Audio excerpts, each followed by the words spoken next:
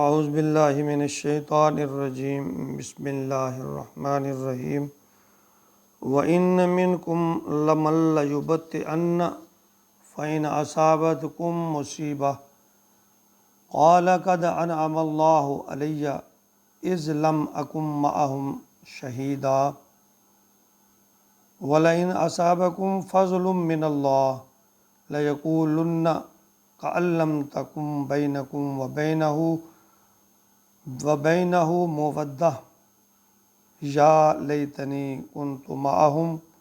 فافوز فوزا عظیما۔ سامعین مکرم، درس قرآن کے سلسلہ میں آج کا ہمارا سبق سورۃ النساء آیت نمبر 72 اور 73 پر مشتمل ہے۔ اس میں اللہ رب العزت نے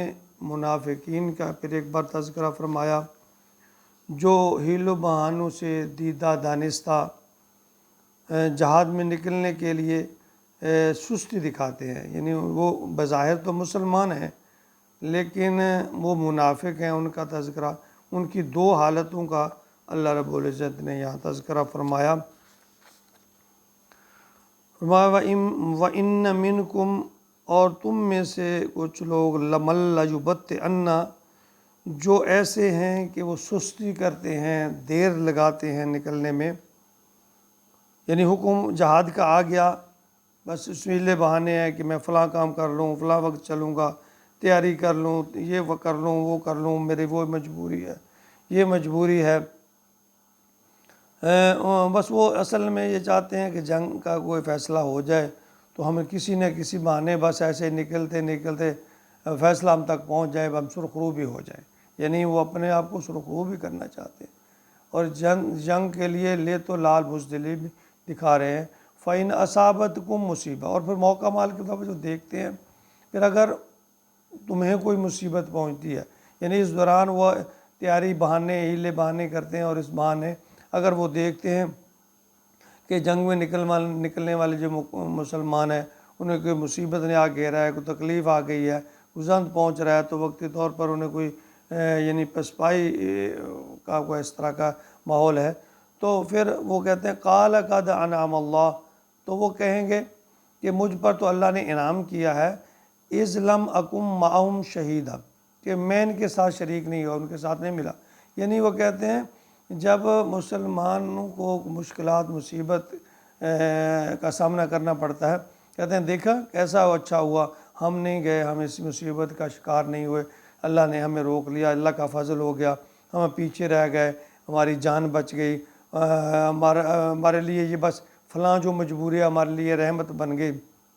یعنی اصل میں ان کے دل میں منافقت ہوتی ہے، وہ جانا نہیں چاہتے، اور یہ دیکھ کر بس اپنے دل کو طفل تسلیاں دیتے ہیں۔ اور دوسرا اللہ رب العزت نے فرمایا وَلَئِنْ أَصَابَكُمْ فَضْلٌ مِّنَ اللَّهِ، اور اگر تمہیں اللہ کا فضل پہنچ جائے، یعنی اللہ کی طرف سے، وَلَئِنْ أَصَابَكُمْ فَضْلٌ مِّنَ اللَّهِ، اللہ کی طرف سے کوئی فضل، رحمت، مدد اور نصرت آ جائے، فتح و کامیابی آ جائے اور مال غنیمت مل جائے، لَيَقُولُنَّ، تو وہ کہتے ہیں كَأَن لَّمْ تَكُن بَيْنَكُمْ وَبَيْنَهُ مَوَدَّةٌ، تو اس وقت ان کے دل میں اللہ فرماتے ہیں كَأَن لَّمْ تَكُن بَيْنَكُمْ، ان کے درمیان وَبَيْنَهُ مَوَدَّةٌ، کہیں گے جیسے تمہارے اور ان کے درمیان محبت کا کوئی تعلق تھا ہی نہیں، یعنی وہ حسد کریں گے، جلیں گے اس چیز سے، لا تعلقی کا جو ہے وہ اظہار کریں گے، یا لیتنی، اے کاش، کنت معہم، کہ میں بھی ان کے ساتھ گیا ہوتا، فافوز فوزا عظیما، یہ بڑی کامیابی مجھے بھی حاصل ہوتی۔ یعنی پھر منافق جو ہے